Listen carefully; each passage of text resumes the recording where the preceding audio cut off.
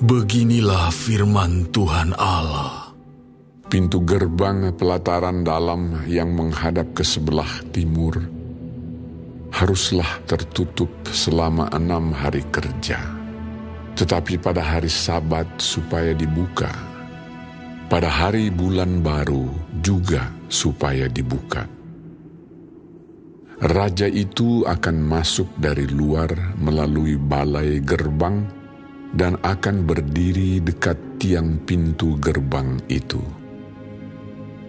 Sementara itu imam-imam akan mengolah korban bakaran dan korban keselamatan raja itu, dan ia akan sujud menyembah di ambang pintu gerbang itu, lalu keluar lagi.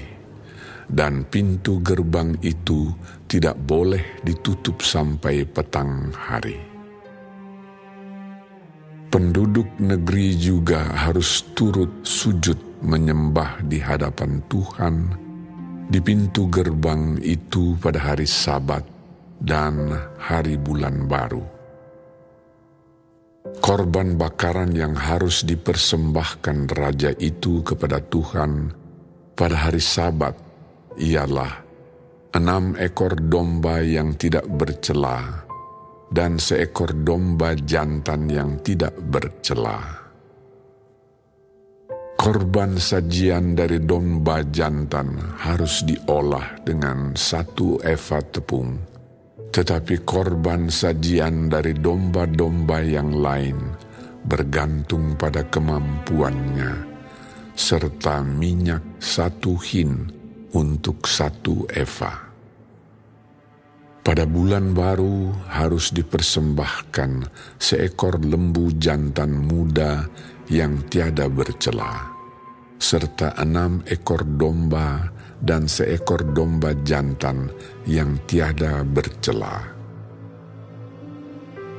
Sebagai korban sajian, ia harus mengolah 1 eva tepung dengan 1 ekor lembu dan 1 eva tepung dengan 1 ekor domba jantan. Tetapi korban sajian dari domba-domba lain bergantung pada kemampuannya, serta minyak 1 hin untuk 1 eva. Kalau raja hendak masuk ke dalam, ia harus masuk melalui balai gerbang dan keluar dari situ juga. Tetapi kalau penduduk negeri pada perayaan-perayaan yang tetap berkumpul di hadapan Tuhan, dan yang masuk melalui pintu gerbang utara untuk turut sujud menyembah, biarlah mereka keluar melalui pintu gerbang selatan. Dan yang masuk melalui pintu gerbang selatan, biarlah keluar melalui pintu gerbang utara. Janganlah seorang kembali melalui pintu gerbang kemasukannya, tetapi masing-masing harus keluar dari pintu gerbang yang di depannya. Mengenai raja itu, ia akan masuk bersama-sama mereka dan keluar bersama-sama mereka. Pada hari-hari raya dan perayaan-perayaan yang tetap harus ada korban sajian, yaitu 1 eva tepung diolah dengan 1 ekor lembu jantan dan 1 eva tepung diolah dengan 1 ekor domba jantan. Tetapi korban sajian dari domba-domba yang lain bergantung pada kemampuannya, serta minyak 1 hin untuk 1 eva.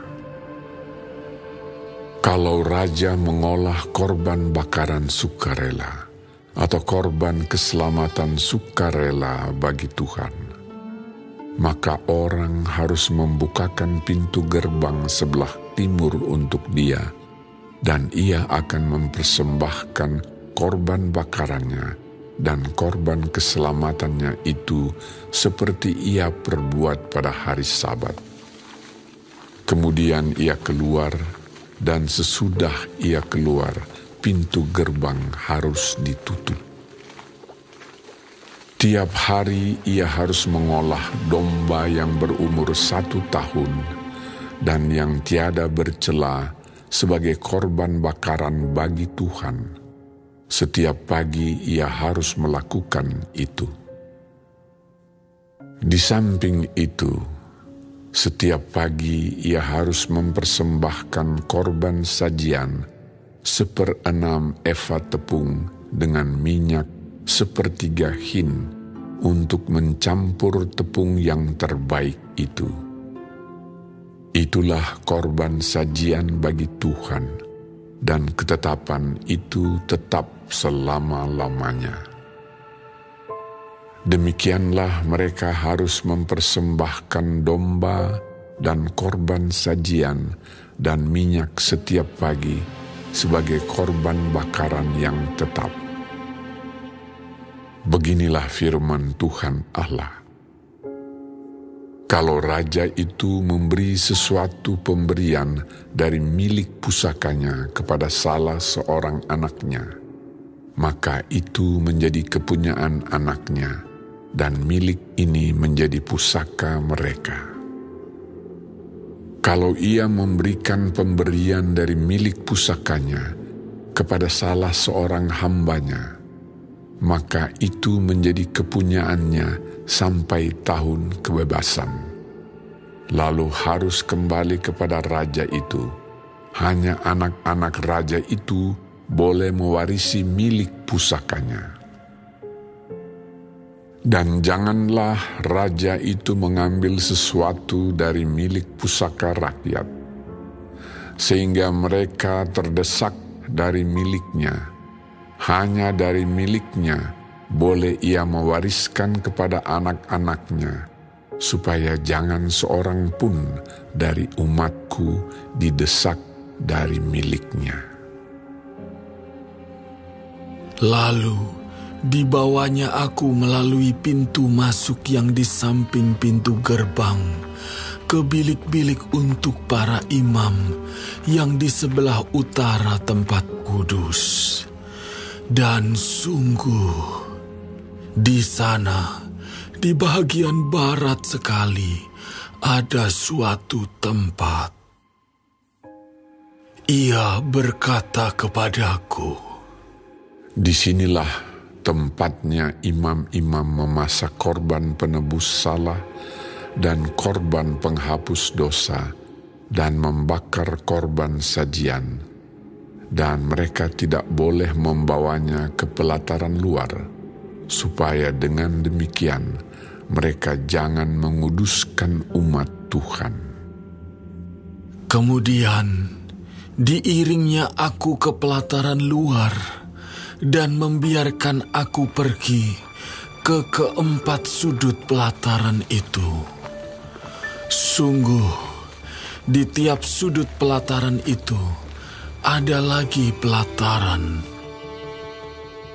Pada keempat sudut pelataran itu ada pelataran-pelataran kecil, 40 hasta panjangnya dan 30 hasta lebarnya.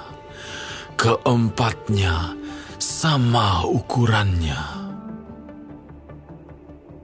Mengelilingi keempat pelataran kecil itu ada tembok batu, dan di bagian bawah tembok-tembok batu itu sekelilingnya diperbuat tempat-tempat memasak. Ia berkata kepadaku, "Inilah dapur tempat memasak, di mana petugas-petugas bait suci memasak korban sembelihan umat Tuhan." Kemudian ia membawa aku kembali ke pintu bait suci, dan sungguh ada air keluar dari bawah ambang pintu bait suci itu dan mengalir menuju ke timur. Sebab bait suci juga menghadap ke timur, dan air itu mengalir dari bawah bagian samping kanan dari bait suci itu, sebelah selatan mezbah. Lalu diiringnya aku keluar melalui pintu gerbang utara, dan dibawanya aku berkeliling dari luar menuju pintu gerbang luar yang menghadap ke timur. Sungguh, air itu membual dari sebelah selatan. Sedang orang itu pergi ke arah timur dan memegang tali pengukur di tangannya. Ia mengukur 1000 hasta dan menyuruh aku masuk dalam air itu. Maka dalamnya sampai di pergelangan kaki. Ia mengukur 1000 hasta lagi dan menyuruh aku masuk sekali lagi dalam air itu. Sekarang sudah sampai di lutut. Kemudian ia mengukur 1000 hasta lagi dan menyuruh aku ketiga kalinya masuk ke dalam air itu. Sekarang sudah sampai di pinggang. Sekali lagi ia mengukur 1000 hasta lagi. Sekarang air itu sudah menjadi sungai, di mana aku tidak dapat berjalan lagi, sebab air itu sudah meninggi sehingga orang dapat berenang. Suatu sungai yang tidak dapat diseberangi lagi. Lalu ia berkata kepadaku, "Sudahkah engkau lihat, hai anak manusia?" Kemudian ia membawa aku kembali menyusur tepi sungai. Dalam perjalanan pulang, sungguh sepanjang tepi sungai itu ada amat banyak pohon di sebelah sini dan di sebelah sana. Ia berkata kepadaku, "Sungai ini mengalir menuju wilayah timur dan menurun ke Araba Yordan dan bermuara di Laut Asin, air yang mengandung banyak garam, dan air itu menjadi tawar. Sehingga kemana saja sungai itu mengalir, segala makhluk hidup yang berkeriapan di sana akan hidup. Ikan-ikan akan menjadi sangat banyak, sebab kemana saja air itu sampai, air laut di situ menjadi tawar, dan kemana saja sungai itu mengalir, semuanya di sana hidup. Maka penangkap-penangkap ikan penuh sepanjang tepinya, mulai dari En-Gedi sampai En-Eglaim. Daerah itu menjadi penjemuran pukat, dan di sungai itu ada berjenis-jenis ikan, seperti ikan-ikan di laut besar, sangat banyak. Tetapi rawa-rawanya dan paya-payanya tidak menjadi tawar, itu menjadi tempat mengambil garam. Pada kedua tepi sungai itu tumbuh bermacam-macam pohon buah-buahan, yang daunnya tidak layu dan buahnya tidak habis-habis. Tiap bulan ada lagi buahnya yang baru, sebab pohon-pohon itu mendapat air dari tempat kudus itu. Buahnya menjadi makanan dan daunnya menjadi obat. Beginilah firman Tuhan Allah. Inilah batas-batas tanah yang kamu harus bagi-bagi menjadi milik pusakamu di antara ke-12 suku Israel. Yusuf mendapat 2 bagian. Tanah itu harus kamu bagi rata, yaitu tanah yang dengan sumpah kujanjikan memberikannya kepada nenek moyangmu, dan dengan demikian tanah ini menjadi milik pusakamu. Inilah perbatasan tanah itu. Di sebelah utara dari Laut Besar terus ke Hetlon sampai jalan masuk ke Hamat dan terus ke Zedat, Berota, Sibraim, yang terletak di antara daerah kota Damsyik dan daerah kota Hamat, terus ke Hazar Enon yang di daerah kota Hauran. Demikianlah perbatasannya itu, mulai dari laut sampai di Hazar Enon, sehingga daerah kota Damsyik dan juga daerah kota Hamat terletak di sebelah utaranya. Itulah sebelah utara. Di sebelah timur, mulai dari Hazar Enon yang terletak di antara Hauran dan Damsyik, Sungai Yordan menjadi perbatasan di antara Gilead dan tanah Israel, terus ke laut timur sampai ke Tamar. Itulah sebelah timur. Di sebelah selatan, perbatasan mulai dari Tamar sampai mata air Meriba, dekat Kadesh, terus ke sungai Mesir, terus ke Laut Besar. Itulah di sebelah selatan perbatasan dengan tanah Negeb. Di sebelah barat Laut Besar merupakan perbatasan sampai tempat jalan masuk ke Hamat. Itulah sebelah barat.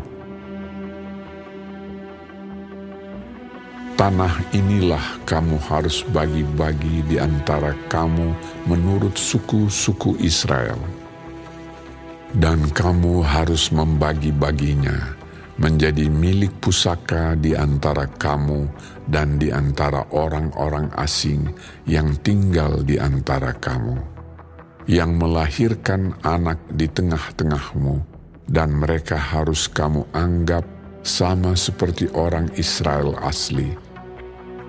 Bersama-sama kamu, mereka harus mendapat bagian milik pusaka di tengah-tengah suku-suku Israel.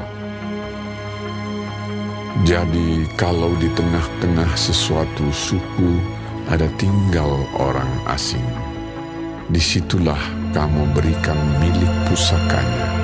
Demikianlah firman Tuhan Allah. Inilah nama suku-suku itu. Yang paling utara, dari laut terus ke Hetlon, ke jalan masuk ke Hamat, Hazar Enon, sehingga daerah kota Damsyik yang berdekatan dengan Hamat, terletak di sebelah utaranya. Dari perbatasan sebelah timur sampai perbatasan sebelah barat, terdapat bagian Dan. Berbatasan dengan wilayah Dan, dari perbatasan sebelah timur sampai perbatasan sebelah barat, terdapat bagian Asyer. Berbatasan dengan wilayah Asyer, dari perbatasan sebelah timur sampai perbatasan sebelah barat, terdapat bagian Naftali. Berbatasan dengan wilayah Naftali, dari perbatasan sebelah timur sampai perbatasan sebelah barat, terdapat bagian Manasye. Berbatasan dengan wilayah Manasye, dari perbatasan sebelah timur sampai perbatasan sebelah barat, terdapat bagian Efraim. Berbatasan dengan wilayah Efraim, dari perbatasan sebelah timur sampai perbatasan sebelah barat, terdapat bagian Ruben. Berbatasan dengan wilayah Ruben, dari perbatasan sebelah timur sampai perbatasan sebelah barat, terdapat bagian Yehuda. Berbatasan dengan wilayah Yehuda, Dari perbatasan sebelah timur sampai perbatasan sebelah barat, terdapat persembahan khusus yang harus kamu khususkan, yaitu 25.000 hasta lebarnya, dan panjangnya sama dengan panjang satu bagian, yaitu dari perbatasan sebelah timur sampai perbatasan sebelah barat. Dan di tengah-tengahnya terdapat tempat kudus. Bagian persembahan khusus yang harus kamu khususkan bagi Tuhan, panjangnya 25.000 hasta dan lebarnya 20.000 hasta. Dan bagian orang-orang inilah persembahan khusus yang kudus itu. Bagian imam-imam ialah panjangnya di utara dan selatan 25.000 hasta, dan lebarnya di timur dan di barat 10.000 hasta, dan di tengah-tengahnya lah terletak tempat kudus Tuhan. Inilah bagian imam-imam yang sudah dikuduskan, yaitu Bani Zadok, yang memelihara kewajibannya terhadap aku, dan yang tidak turut sesat dalam kesesatan orang Israel, seperti orang-orang Lewi. Ini adalah bagian khusus bagi mereka dari tanah yang sudah dikhususkan, suatu hal yang maha kudus, berbatasan dengan bagian orang-orang Lewi. Bagian orang-orang Lewi ialah sejajar dengan wilayah imam-imam. Panjangnya 25.000 hasta dan lebarnya 10.000 hasta. Jadi seluruhnya ialah panjang 25.000 hasta dan lebar 20.000 hasta. Mereka tidak boleh menjual sedikit pun dari situ atau menukarnya. Dan mereka tidak boleh mewariskan yang terbaik dari negeri itu kepada orang lain. Sebab itu kudus bagi Tuhan. Yang tertinggal dari lebarnya, yaitu 5.000 hasta lagi, yang berbatasan dengan yang 25.000 hasta itu, adalah tidak kudus. Tetapi itu untuk keperluan kota, sebagai tempat tinggal dan tanah perladangan. Dan ukurannya adalah begini: sebelah utara dan selatan 4.500 hasta, sebelah timur dan barat juga 4.500 hasta. Sekeliling kota itu ada tanah lapang. Di sebelah utara dan selatan 250 hasta, serta di sebelah timur dan barat 250 hasta juga.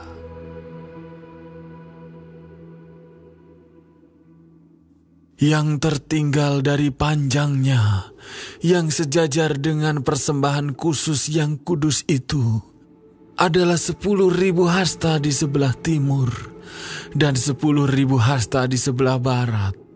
Dan hasilnya ialah menjadi makanan untuk pekerja-pekerja di kota itu. Pekerja-pekerja ini yang datang dari semua suku Israel akan mengerjakannya. Seluruh persembahan khusus itu adalah 25.000 hasta kali 25.000 hasta dalam bentuk 4 persegi. Kamu harus mengkhususkan persembahan khusus yang kudus itu bersama milik kota itu. Selebihnya adalah milik raja, yaitu di sebelah timur dan barat dari persembahan khusus yang kudus dan milik kota itu, dan berbatasan dengan yang 25.000 hasta itu ke timur sampai di perbatasan timur, dan ke barat sampai di perbatasan barat, dan sejajar dengan bagian suku-suku lain adalah untuk raja. Di tengah-tengah bagian itu adalah persembahan khusus yang kudus dan bait suci, terkecuali milik orang-orang Lewi dan milik kota itu yang terletak di tengah-tengah kepunyaan raja itu. Maka yang diapit oleh wilayah Yehuda dan Benyamin adalah bagi raja. Mengenai suku-suku yang lain, dari perbatasan sebelah timur sampai perbatasan sebelah barat, terdapat bagian Benyamin. Berbatasan dengan wilayah Benyamin, dari perbatasan sebelah timur sampai perbatasan sebelah barat, terdapat bagian Simeon. Berbatasan dengan wilayah Simeon, dari perbatasan sebelah timur sampai perbatasan sebelah barat, terdapat bagian Isakar. Berbatasan dengan wilayah Isakar, dari perbatasan sebelah timur sampai perbatasan sebelah barat, terdapat bagian Zebulon. Berbatasan dengan wilayah Zebulon, dari perbatasan sebelah timur sampai perbatasan sebelah barat, terdapat bagian Gad. Perbatasan wilayah Gad di sebelah selatan ialah dari Tamar sampai mata air Meriba dekat Kades, terus ke sungai Mesir, terus ke Laut Besar. Inilah negeri yang harus kamu bagi-bagi menjadi milik pusakamu di antara suku-suku Israel, dan itulah bagian-bagian mereka. Demikianlah firman Tuhan Allah. Inilah pintu-pintu keluar kota itu, di sisi sebelah utara, yang ukurannya adalah 4.500 hasta. Terdapat 3 pintu gerbang, yaitu pintu gerbang Ruben, pintu gerbang Yehuda, dan pintu gerbang Lewi. Sebab pintu-pintu gerbang kota itu disebut menurut nama suku-suku Israel. Di sisi sebelah timur, yang ukurannya 4.500 hasta, terdapat 3 pintu gerbang juga, yaitu pintu gerbang Yusuf, pintu gerbang Benyamin, dan pintu gerbang Dan. Di sisi sebelah selatan, yang ukurannya 4.500 hasta, terdapat 3 pintu gerbang juga, yaitu pintu gerbang Simeon, pintu gerbang Isakar, dan pintu gerbang Zebulon. Di sisi sebelah barat, yang ukurannya 4.500 hasta, terdapat 3 pintu gerbang juga, yaitu pintu gerbang Gad, pintu gerbang Asyer, dan pintu gerbang Naftali. Jadi, keliling kota itu adalah 18.000 hasta. Sejak hari itu, Nama kota itu ialah Tuhan hadir di situ.